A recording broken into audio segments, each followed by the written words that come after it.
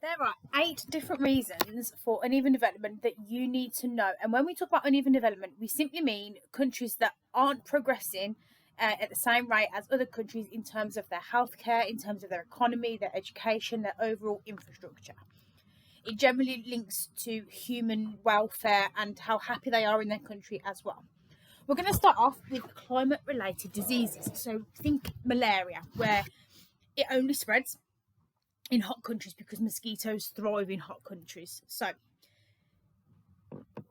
the hot countries are more vulnerable to this. So if you look at the map, you can see the malaria risk is mainly focused around the equator and the tropics, and where it's generally a lot hotter in the world. This rapid spread of disease requires high levels of healthcare, which some countries can't afford, and they're funneling all their money into trying to stop the malaria spread. It's not allowing for investment elsewhere. People also can't work or pay tax, which then again leads to underdevelopment. The second cause of uneven development is a fancy history word that we're going to use called colonialism. Colonialism is when a country takes control over another one, such as when the British Empire had control over many African countries and India, as well as lots of others.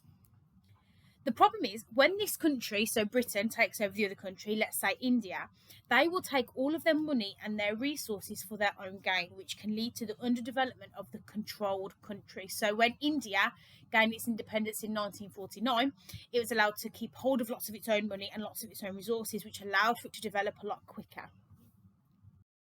A third reason is when there is war or there has been a major war in the past at some point. Sometimes a country or a prime minister or a president will prioritise weaponry over food, water, healthcare, education, and all those things that a country needs to develop. Also, when people are sent to war, they are often young, working age males, which can often take away the amount of people who can work and pay tax, leading to underdevelopment in that country. With water supply, then, it just links to how much water a country has. So some countries do not have widespread access to clean, safe drinking water. This can lead to disease, which spreads rapidly and puts a strain on healthcare, which means that more money gets funneled into the healthcare rather than improving the water supply. On the other hand, people cannot grow crops without a sufficient amount of water, which is often the main source of income in an LIC through agriculture, which means people can't make money, they can't feed their family, they can't pay tax, which leads to underdevelopment.